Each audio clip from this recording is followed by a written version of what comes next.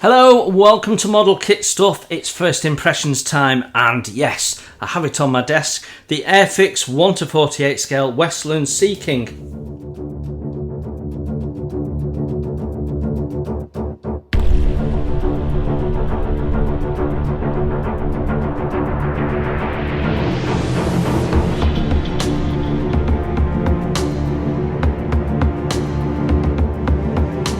It's a brand new tool, just hitting the shops as I record this, which is the 30th of August.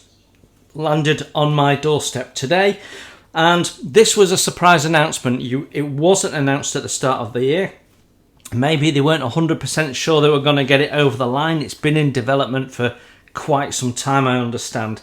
But it's been released, and it's certainly caused a stir, and there has been several reviews. I watched Moz go up to Airfix when they were announcing it, and I saw some of the parts there, but not really close up and not really detailed. Other than that, I have not watched anybody else's review. I know one or two people have been building it, and I haven't watched that either, because I want to give you a completely unencumbered by having been given the kit by Airfix review of those videos, because I want to talk to you about what I see as I see it. And this box has not even been opened yet. It is completely sealed, and we will open it live together. I paid for this. I will give you an honest review, and if it's a load of pants, I will say so, but I'm not expecting it to be. So let's have a look. Start as always with the box. So we've got the lovely, I've been calling it the new style box layout. I think we're going to say it's the current or the usual now, because all kits come out minus the red strip. They still have some that have the red strip on, but they are earlier releases. Anything that's come out from about the middle of last year, just before the 124 Spitfire, they went to this full picture without the red stripe, so you no longer get the paint options down the side as well as on the side of the box. Why do you need it twice? And it looks classy, and it's a nice picture. What you get is the first paint scheme A on the cover of the box. Really nice picture, and then it tells you it's a Westland Sea King, has 1 or has 5 or HU5.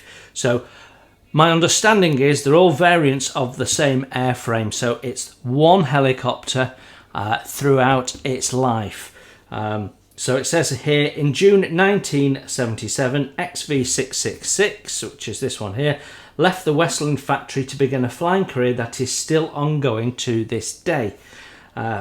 Beginning life as a HAS-1 with 826 NAS, 666 was still flying with Heliops in 2023. The 4 schemes in this kit depict stages in her varied career, representing over 50 years of service. So that's pretty cool. It's 1:48 scale, so it's a nice big scale. I have built their 1:72 one, and that in its own right was a fairly nice kit. I compared it with the 148 Hasegawa kit at the time, and thought it was better detailed, so I went with that one. The kit number is A11006, so you can't get this with your flying hours, because it obviously goes up to a Series 9 only. When we look at the side of the box, we've got the usual information in multiple languages, warning about suitability. Tells us that we've got cartograph decals, and tells us that it's a 2023 tooling and a 2023 pack design. Doesn't mention the decals, but I think they tend to only mention the decals if it's a re-release, and they'll say, it's a 2017 kit with 2023 decals. So there's no decals on there. It does tell us that it's made in India, which is still their cheapest manufacturing option, even though they did the Spitfire in the UK. Still cheaper to do it in India. The ends of the box pretty much replicate what's on the top, and it's just for shelf stacking, isn't it? And then on this side of the box we get our 4 paint schemes. and they all look pretty cool. Now, one of the things to note about the paint schemes is that there are changes to the aircraft with every scheme. So there are some variations, and you can see that already, like the tail rotor. This one has 6, these all have 6, that one has 5. And you can see differences in the shape. So there are differences. So study it well and decide which one you want to do right at the start. For me, I'll be doing this first one. It came out the year I was born. I like the Royal Navy colours. And it's as envisaged by the designer. So, you know, the first off, you know, unencumbered by lots of pointy out bits, you know, aerials and bits and pieces. So I'm probably going to go with that one. Well, I say probably, I definitely will. We get a little bit of history. And then here we get the paint required. For schemes A, B, C and D, standard paints, and then A needs 1 extra, B needs 2 extra, C needs 2 extra, and D needs 3 extra. It's a skill level 4, so we're gonna get some complexity in the build, and we get 4 flying hours, which is good because I depleted mine recently and bought a decoder. Right, so let's open it up and take a look. So it's held down by 4 tabs, and I've got to say this came in its own corrugated cardboard box. This is corrugated as well, and then that was inside another corrugated box. So usually Airfix kits come to me in bubble wrap, but this was box within a box, so it was really well packaged. Right, we can have a look inside now. So I'm going to take the lid off, he says. There we go. I think I've not quite cut through the tape.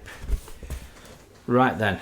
The usual sight that greets us from an Airfix kit. We've got multiple plastic bags. Okay, so in here we've got a separate bag with the clear parts, and we've got 2 sprues. And one thing I like about Airfix bags is they give you plenty of space in that bag, although they've wrapped it fairly tightly, so you can cut the end off and you can put the sprues back in. It's nice and loose fitting, and in fact I reuse the bags for other kits that I need multiple bags for. So that's the first bag. Then we've got a second bag, again with 2 sprues in, and then a third bag, our instructions with our decals and a separate pull out of some type, probably the paint instructions, partly tucked in. So that's everything out, so we're going to start, as I always do, with the instructions. So let's get this lot out. That's a decent old sheet of decals, isn't it? And we've got a load of paint instructions there. We'll move them out of the way. Right, instructions. Right then, typical format for Airfix. We've got a nice colour printed A4 stapled build manual. It's matte, which I prefer because it's easier on the eyes, especially when you've got hobby lamps on and stuff. You've not got light bouncing off like we had on the box, so you're not getting dazzled. It's less harsh on the eyes, easier to read. So I really like that. You get some manuals and they've got glossy finishes, and you know it's a bit of a nightmare. So you know, Airfix, well done, keeping it matte is great. We start as usual with some history and some specifications in several different languages. Tells us for best results we should wash our parts to make sure we've got no release agent or dirt or anything like that. Obviously when these things come out of the mould they can attract dirt and what have you, so depending on how quickly they've been bagged up and how they've been handled, you're just best washing them, then you know you're safe. That carries on, and then we get to assembly instructions, which basically tells you to study the instructions carefully, read through them, and that it's not appropriate for children under a certain age. Then we have our assembly icons, and we've got decals in a coloured number 1. I think that's new. I don't think I've seen that before. Might be wrong. I might have missed it on some recent kits, but I think that might be new. It's always worth checking that the icons haven't changed, because they do from time to time, but all the standard ones there.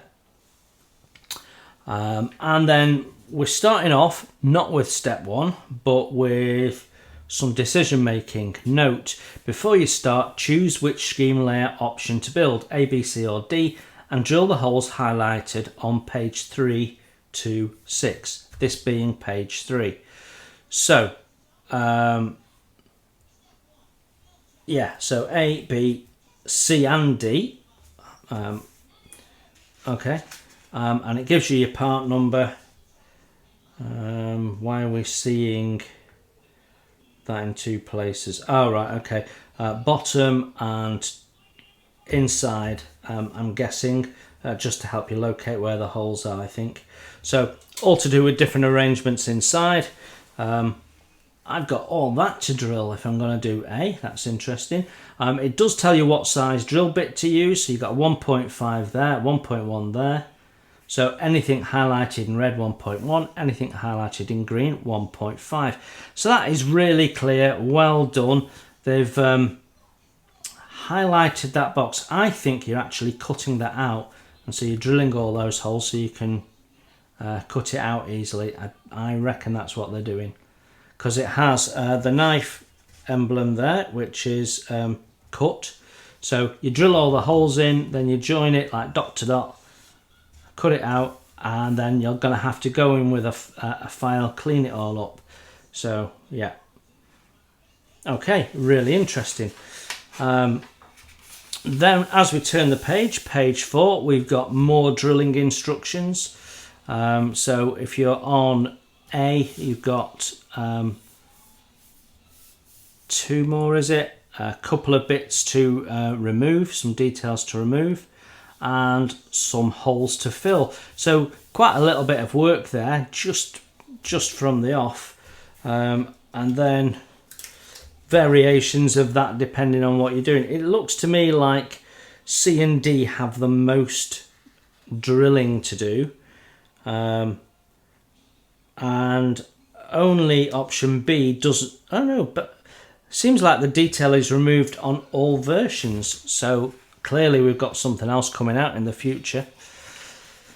And then we've got this other part here, which is probably the roof section, I'm guessing, and we've got some filling to do here, as well as some additional drilling, and looks like some sanding as well. So lots to do before you even get to step 1. We're on page 7 and we're just kicking off step 1, and we're starting with some detail painting. We've got a bulkhead, we've got a part to go on, we've got conduit to paint in, fire extinguisher, and we're painting this wall in. It's giving you all the colours, Humbrol references obviously. 33 black, 125 is a grey, I forget the name of it, 174 is a real nice deep red. It's the same red that you do on a army fire extinguisher and what have you. So we're going across the page, left to right. So 2, we install that bulkhead from step 1 and plop it in there, and this is really good. It's telling us paint instructions, and it's telling you those paint instructions depending on which one you're doing. So A, 125, B, C, D, 85, so a darker grey.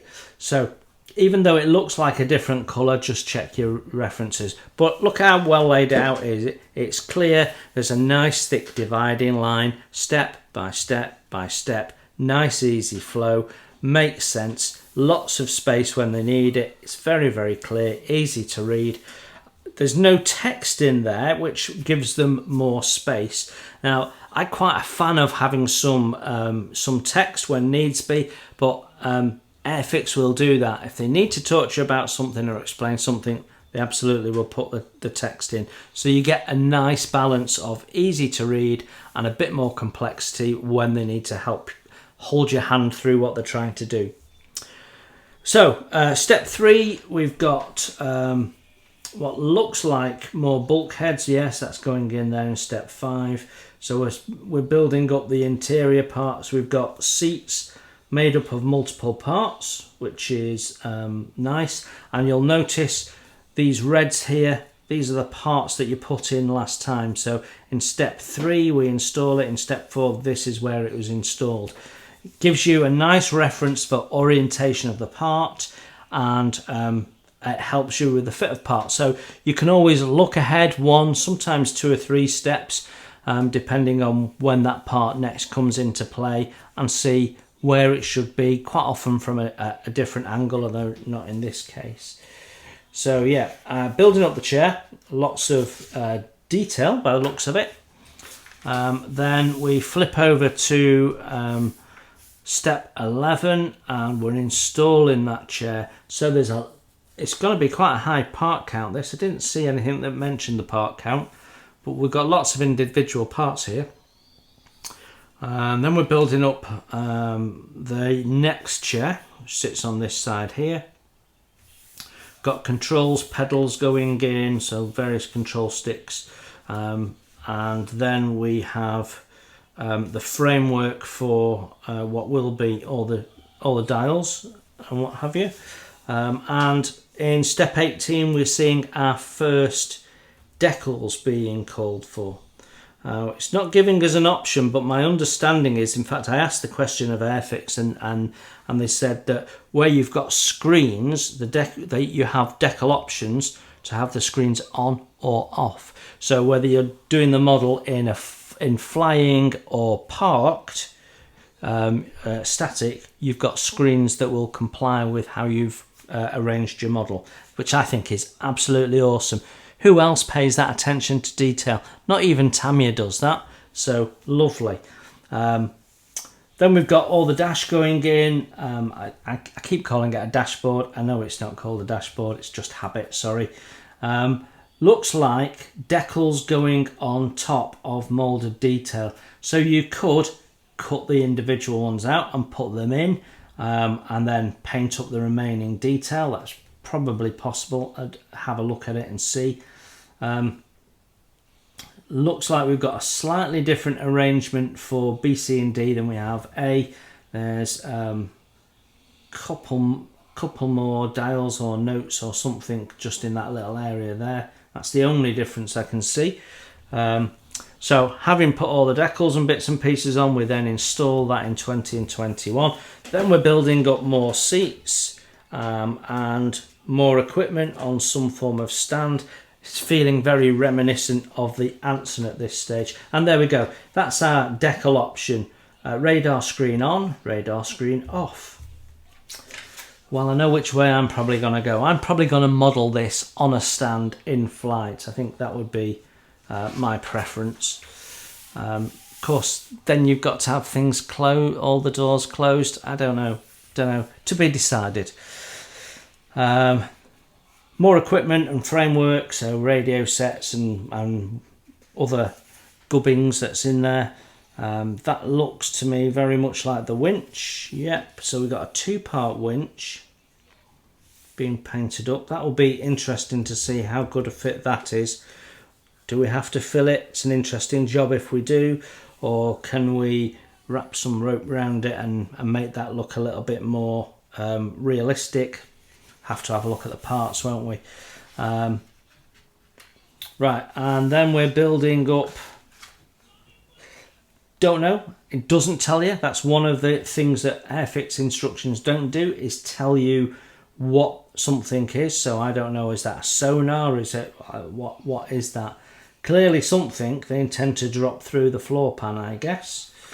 But it's only for A and B. Step 47, and we're building up the interior seats, and that's fairly simple. a row of backs going against a row of seats, but again, quite a bit of detail painting. Nice detail going in underneath, you know, they've not moulded it all in. They have at the back where you're not really going to see it, but at the front it's all nice and clear. And it shows you the arrangement there and the heights so that you don't think you've got it wrong. So that's really good. Then we've got equipment being installed. Quite a bit of it one way or another. More seats, more equipment, so all the things that we've built up as sub-assemblies going in. And that carries on through the next steps. There's our internal seats going in. And then we've got a bulkhead, which seems to be textured with material. Got a reference to geometry, which is always good. And then we've got an extra bulkhead for the A series. That implies A only. Then we're doing more drilling and modifications for all versions. So again, suspect something else coming down the line. Then we're closing together.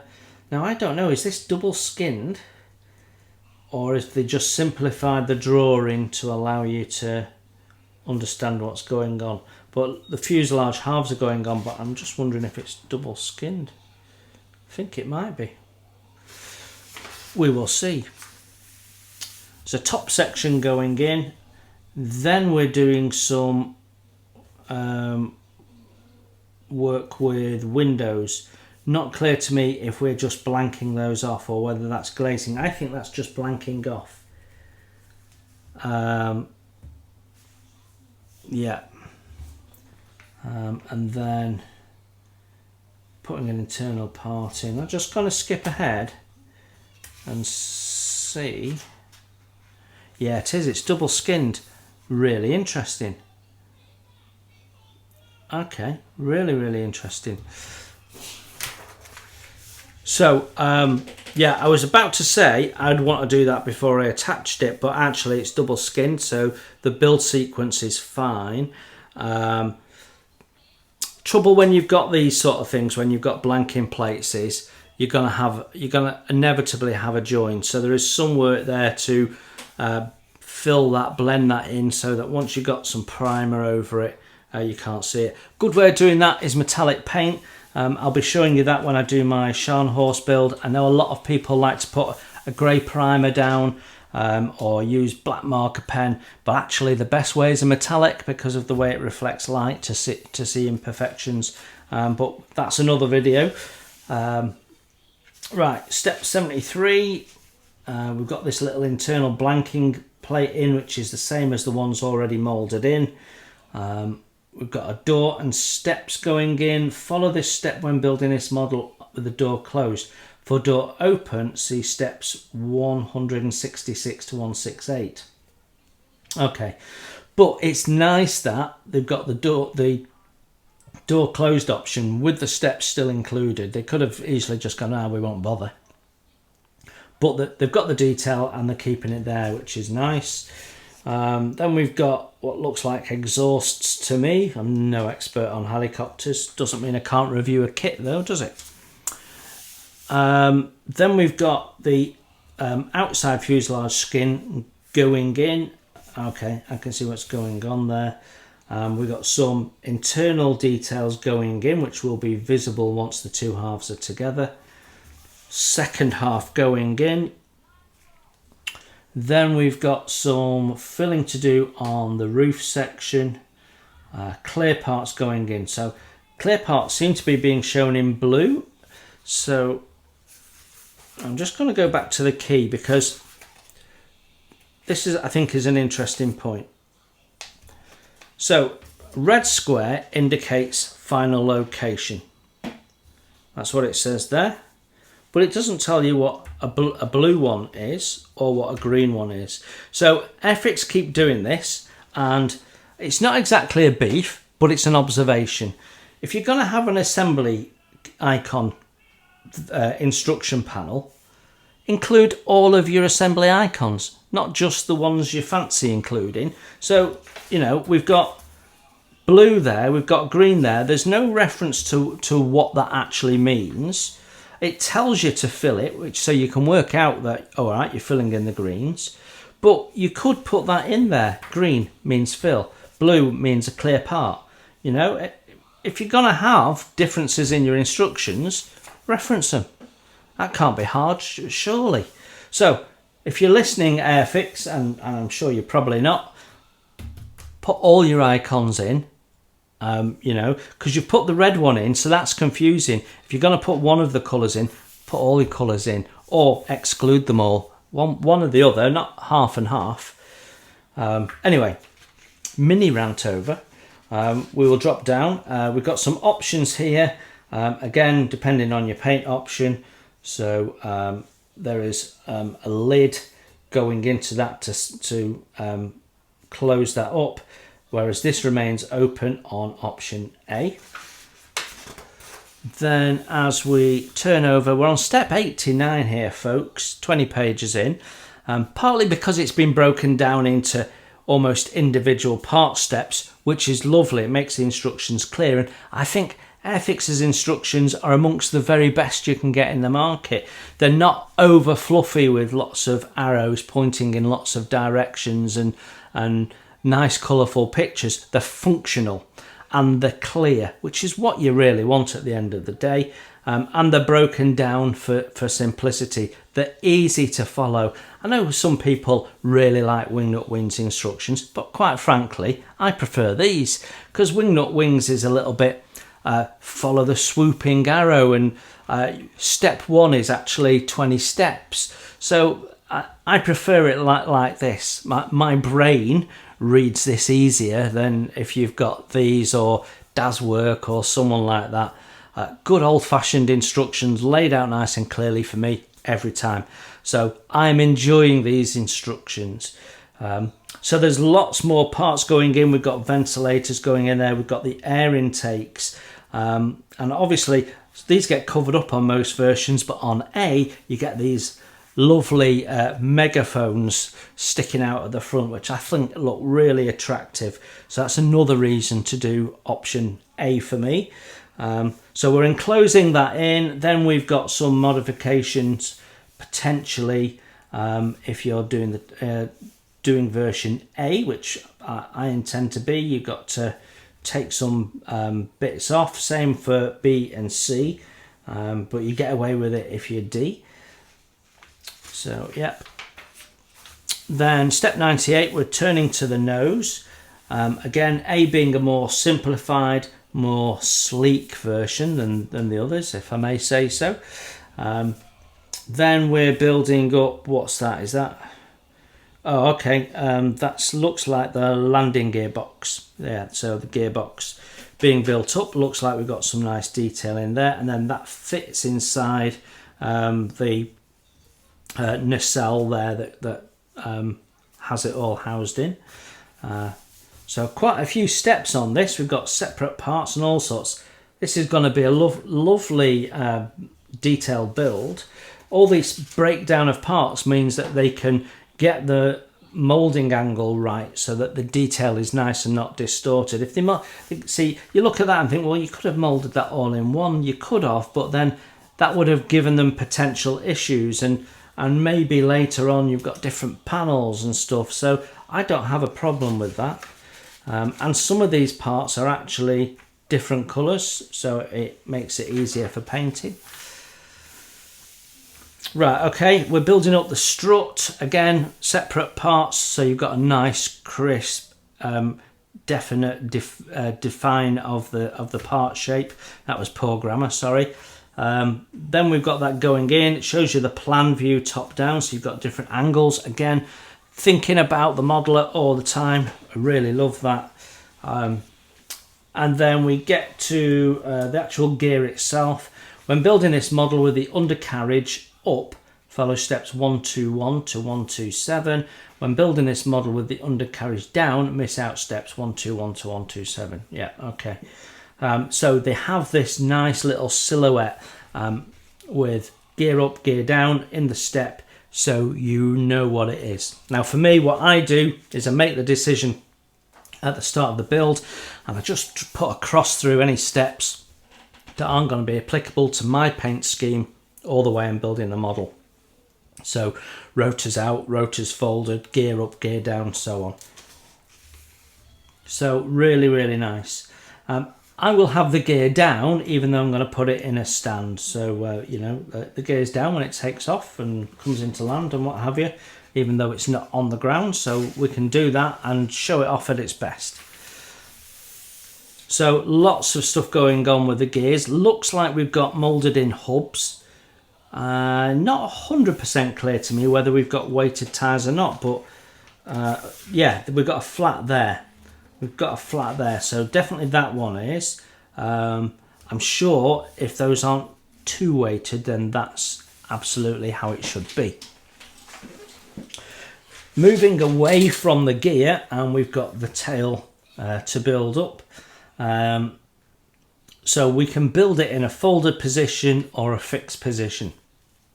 Both of them have real merit, and it's almost an argument to buy a second kit straight away so you can display it both ways. She looks at her best with it folded out and you can see the full shape, but you get it folded back, you can see all that gorgeous detail inside with all the cables and stuff. So and it gives some animation to the model. So both of them have merit. We've got some modification to do if we're doing the folded version. Building up the tail planes there, the mount for the rotor. Says do not glue, so that tail rotor is going to be spinnable. And then we see some blue parts again, which we've guessed means that they are clear parts. X19, X17, no doubt sprue X is clear.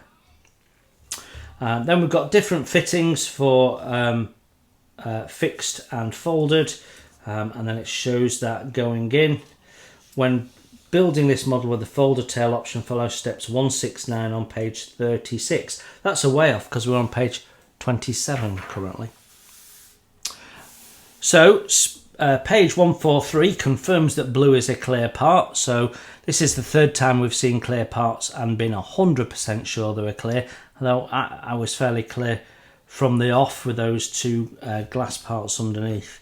But yeah, so we've got three main parts to the cockpit canopy. So they look like... There's part of me wonders whether it would have been nice or better to have had that moulded into that part so it was easier to paint the whole thing, because you've got to paint that tiny rim there at the bottom and then glue that in. So firstly, your adhesive is dangerously close to the bottom of the glazing, and secondly, you've got a very, very thin strip to paint. Now, it's easy enough to clean it up, you know, that using the cocktail stick method or whatever your preference is. You won't get paint masks in this kit because Airfix don't do them. So, you know, if you're making your own masks or what have you, it just makes the job a little bit more fiddly. So for me, I would have liked to have seen that moulded into that or part moulded into that, but probably all in one with that in.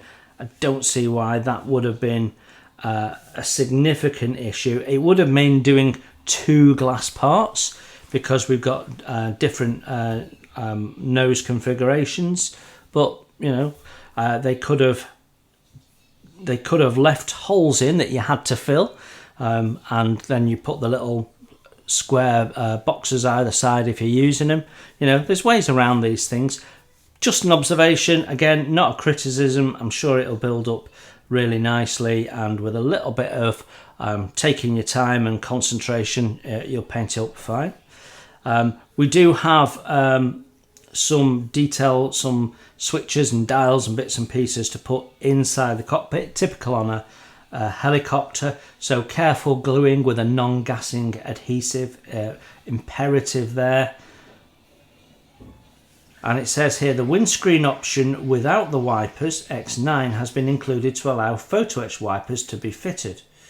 Now for clarity, they don't supply photo etch. This was an 8 and up box. It has to be 14 and above for photo etch, so they're assuming that the aftermarket is going to come into play. Now, there's two arguments here as to whether that's good or bad. On the one side, I think it's not good that model companies are increasingly assuming that the aftermarket boys will come into play and do something with their kit. You know, it's almost a little bit cheeky saying, hi, we've done most of it, can you just finish it off for us? So there's part of me that feels like that. But they have included the windscreen wipers moulded in. So, you know, they have considered that some people want to build it straight from the box and given you the ability to do that. So, am I going to wait until Photo Etch comes out? Possibly. Am I going to keep my fingers crossed that they put windscreen wipers in? Well, it's almost essential that someone does, and I have no doubt that Edward or similar will be all over it. But I think it's wrong of the manufacturer to assume that. So this is where I get a little bit of a bone with Airfix. Now, I love Airfix kits, don't get me wrong, but we should be moving in the direction of having everything in the box and the aftermarket doing a conversion so you can turn it into this super rare one that mass production will never do. Not assume that the aftermarket boys will finish the job for you. So we should already have the Photo Etch for the windscreen wipers, and I noticed there was no seat harnesses. So we should have the Photo Etch for that, or the material for that. And, you know, everything else, you know, why can't we have resin wheels in here? Edward can do it in certain kits. Copper State Models can do it. Tamiya can do it. Thunder Models can do it. You know, all to greater or lesser degrees. Airfix need to be doing it as well. And I know they worry about the cost, but for me, and I reckon I speak for many modelers here, for me, I'd rather pay a few pounds more and get an ultimate kit, high quality, well engineered, beautifully laid out as an Airfix kit is, with everything in the box, and pay that bit more and pay the premium price for it, and not have to trawl the internet trying to find the parts that I think are missing or should have been done differently in the kit or are missing from the kit, and then pay huge shipping costs to get it from the Czech Republic or from Hungary or from the USA, and wait for all these parts to be delivered before I can start building. It's inconvenient, and it often doubles the price of your model. So come on, Airfix. If you want to be top dog in this industry, you need to raise your game when it comes to stuff like this. Get it in the box. We will pay for it. Stop worrying and fumbling around with the price of your kits and get those bits in there. Because believe me, and if you, I'd like to hear people's comments on this. Put it in the comments below this video. Should Airfix be now putting in Photo Etch, resin, 3D parts as needed to give us everything we need in that box, and would you pay a bit more to get that done? Let me know, because I think most people would. And I've no doubt that Airfix won't listen to this video, unfortunately, but I'm a passionate modeler who has a passion for Airfix kits, and I want to see them be top dog. And in many ways they're beating the benchmark Tamiya, but in other ways they're falling short, and it's almost like they're a bit scared to dip the toe in. Do it. Do some premium sets, test the water, see how you get on. They'll sell like hotcakes, I tell you. Step 154, and we're putting all the little bits of gubbins on it now, so we've got various aerials and stuff, and I have no doubt there's loads of people out there that know what all of this is. I'm not one of them.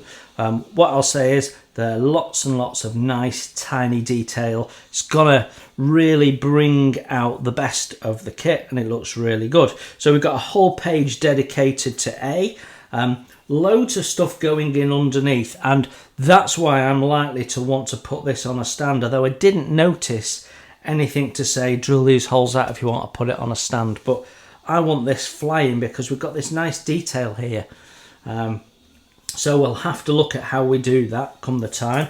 Then we've got a page dedicated to B, and we put this great big upturned sofa on, blocking off the beautiful air intakes. For me, it detracts a little bit, well, quite a bit. I think it's quite an ugly, hideous lump they shove on it. That one's a better looking one, but it's still, you know, it still looks like someone's dumped their old refrigerator on it. It's not got the beauty and grace of the original. So, you know, I'm sure technically this is a better machine, but aesthetically, Scheme A all the way for me. Anyway, Scheme C, we've got a whole page dedicated to it, a lot more stuff going on, but lots of it is angled, lumpy boxes. So, you know, whatever floats your boat, we're all different. That's what the beauty of life, isn't it?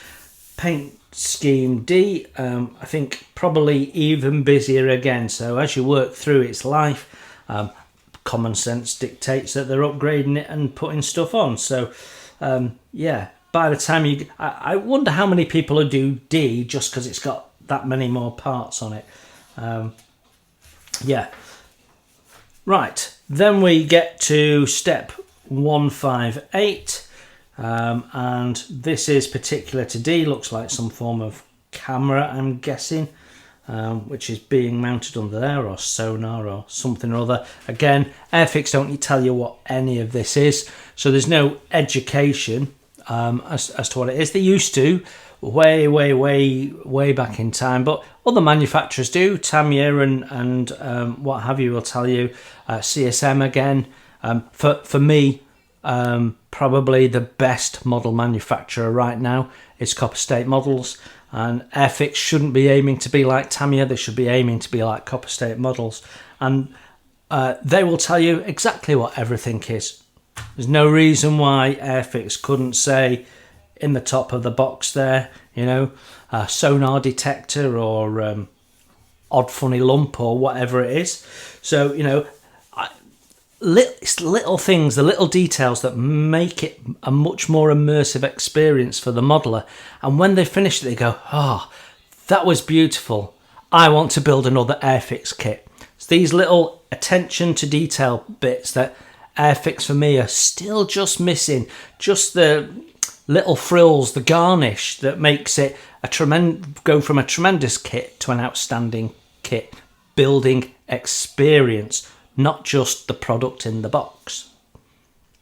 Okay, so then we've got the winch. Unfortunately, doesn't give you an option to have that at different heights, but I'm guessing it wouldn't be beyond the wit of man to remove the hook and extend that if you wanted to. You can see that going in there. Then we've got another blue, thus clear part going into there, with the recessed lip on the inside, so it'll look smart from the outside, which is how you see most of the kit. So that's perfectly fine. Options for open and closed doors, so you don't want to hide all that beautiful detail you've spent all that time building up. You don't want to shut the door on it, so that's lovely. Then we've got the open door that we saw earlier on. A split door, so you've got a top opener and a bottom bit with the steps to step down. So will look really cool, that. Then we are on step 169, so that's the folded tail being installed. Different rotor layout depending on your scheme. A having the funky 5 and the rest of them having the standard 6. Can you see I'm warming towards paint scheme A? And then it shows you putting those on if you're doing it fixed. So, I mean, that's really thorough. They could have just shown you that and go, you know, you plop that on and you assume that it's exactly the same. But they show it you. And you know, that's the attention to detail that I love about Airfix. They just need to do those last little bits that we've talked about. We're on page 37. We've got a note: when building this model with the rotor blades in the unfolded position, follow 171 to 176 on page 37. So that's what we see here.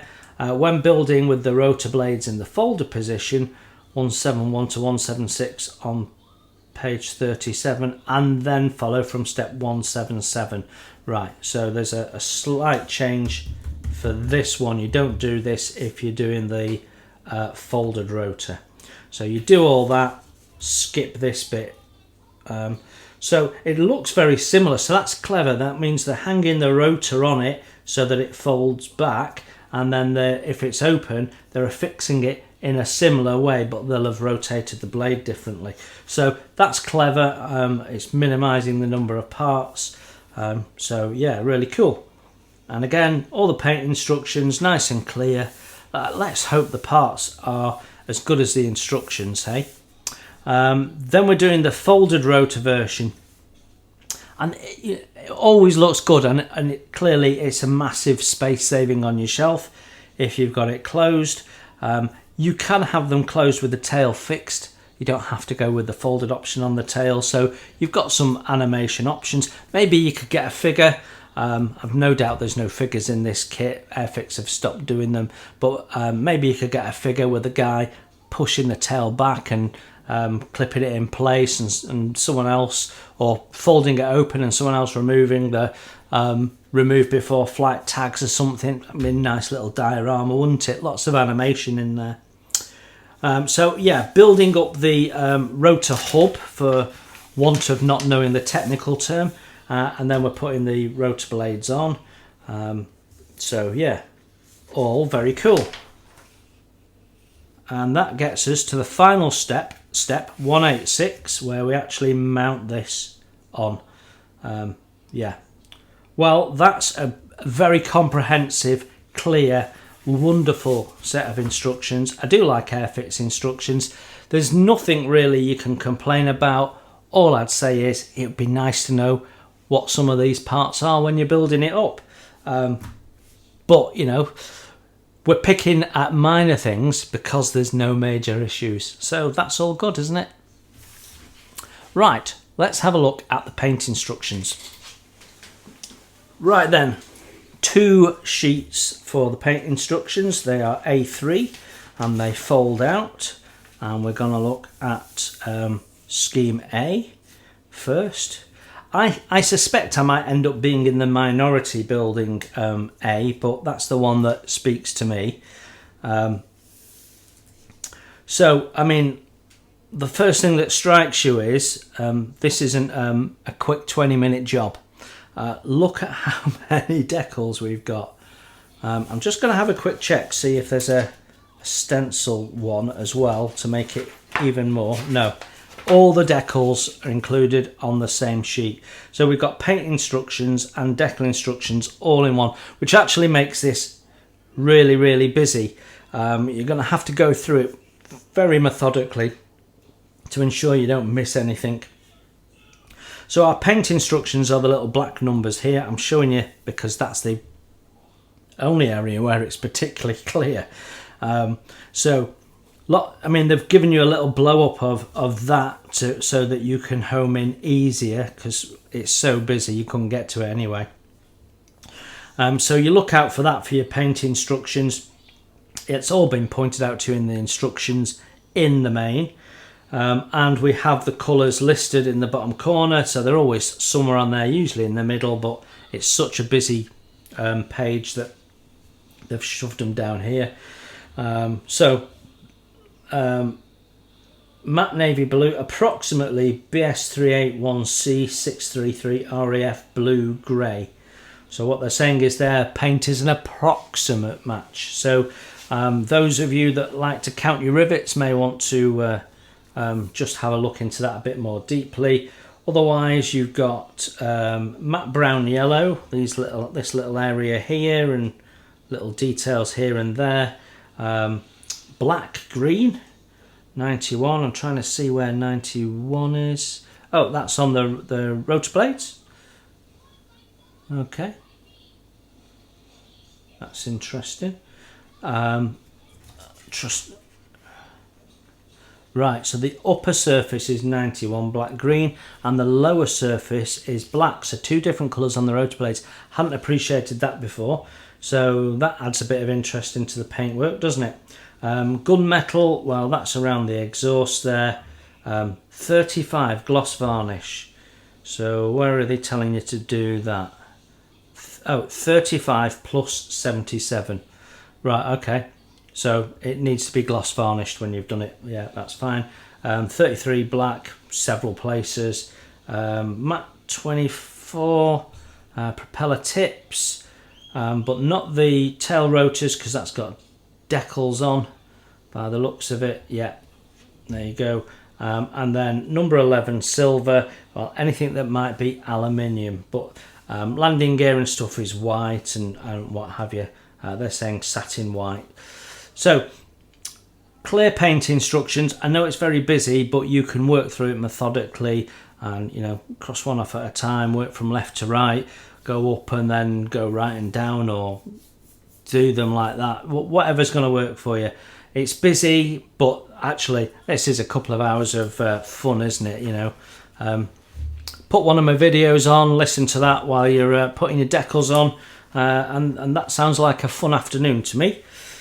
So yeah, that's nice. Then we've got B on the other side. Somehow looks less busy, doesn't it? Yeah, definitely less decals on there. So yeah, that's certainly the lead for those that aren't so keen on putting decals on. You've got a few more paint options in there though, I notice. So yeah, it's sort of all over grey. Will appeal to some, doesn't necessarily appeal to me. Just looking, that looks like, yeah, the exhaust protector is a decal, rather than masking it for paint. Did I miss that on there? Oh, there isn't one on there. Ah, that's right. Okay, interesting. I think you'll find that on the rest of them though. Yeah, all over grey. Some people are like that. It doesn't appeal to me. A bit dull for me. Then we've got where are we? C. Well, this is the very opposite, isn't it? Again, not quite as busy as A from a decal point of view. A few more paints. Look at that. I mean, you're not going to miss that. If you follow the rule that the little red plane always wins at the model show contest, there's your contest winner right there. A 148 Sea King with lots of red on it. What's not to like? It's a stunning little paint scheme, and I've got to be honest, I was very tempted when I first saw this. I thought, you know what, that's a lovely scheme, and I bet a lot of people would go for this because they agree with me that, you know, it stands out. It really, really is nice. Plenty of decals, some interest with the little graphics there. Yeah, I think that's a lovely scheme. Love that. 1995, and then finally paint scheme D. Not everyone likes painting yellow. It can be a challenge, but it's a nice looking scheme. It's certainly eye-catching. Again, it's got fewer decals. It's probably got less decals than I'm not counting them, and I'm not going to, but it looks like there's probably the least decals of all the schemes on here. But you're painting in these grey stripes. They're not decals. They haven't given you any help there. You're painting those in, so quite a bit of masking. Painting yellow, not everyone's cup of tea, but obviously it is doable. Or actually it's gloss orange, I do beg your pardon. For me, if scheme A didn't exist, I'd probably go for scheme C. But they're all nice options and they're all very different. So I really like that about it, and that's probably, as that's 2022, probably the current scheme. So if you want to do the current one, no doubt there's images on the internet and stuff, so you can get your references. That's perhaps an easy one to research. That's the paint instructions done. Decals next, and we've got a lovely selection of decals here. Now we know the cartograph, so they're not going to give us any issues, and as I run my finger over it I can feel them, but they're nice and thin. And the one thing that stands out is how much carrier film you've got around these, and the answer is, unless it's absolutely necessary in the spacings, there isn't any. So the roundel here, you just, you know, the decal ends and that's it. There's no margin of film for a couple of millimeters like you might get on a Revell kit. Even some of these letters like the R and the O and the A, the centre bits cut out. They're really, really beautiful. Finely printed. Register is really nice. It's always worth checking because I have had decals out of register more times than I can count, even cartograph ones. So don't just assume that because you've got cartograph you've got great. Even the best companies can have a slip up now and then. Yeah, so Airfix have moved away from dividing it up. They used to divide all the decals up into common, then paint scheme A, B, C, D. Now they just put them on. I have no doubt, I work in procurement, so I know that is probably a cost saving because they're not having to arrange the decals in a specific place. They can arrange them so that they best fit onto the paper. That means they're using a bit less paper. They're not having to put a decal dotted line on, so that's a bit less time in the printing process. And you know, they might save a penny here or a fraction of a penny there, and then you multiply that by several thousand kits and you're saving yourself some money. So I'm absolutely sure that is why they're no longer doing that. Does it detract from the decal sheet? Not really. Very few people did that anyway. It was more a nice to have. It means you could cut out your decal sheet and get rid of the ones that you didn't want right at the start. Now you're going to be cutting them out a little bit more randomly. Having said that, they have grouped decals together so that when you're working on one area, you're working in one area of the decal sheet. So we can see internal ones here. We've got all these dials and things and bits and pieces, and then you've got the roundels together. You've got the Royal Navy markings, they're all together. So yeah, they've sort of grouped it as best they can, but also bearing in mind cost effectiveness. And it's those sort of things that make the difference between a company that survives and doesn't survive. And one thing Airfix have been good at is being a great survivor, sometimes against the odds, and it's paying off for them now because they're doing really well. These are lovely decals, really lovely decals, and I'm most impressed that they've given us screen on, screen off options. When I first saw the model, I saw the grey screen, I thought, oh, do you have to paint the screen? Because it was in a switched off mode, but you can put that in. So yeah, really, really nice. Yeah, nothing wrong with those. I will take some photographs and we will show you those at the end of each section. So we'll do decals, decal photographs, then we'll start the plastic, and for each sprue we'll do the photographs of each sprue. So I don't have to lift it up and show it you out of focus. So let me take some photos and we'll crack on.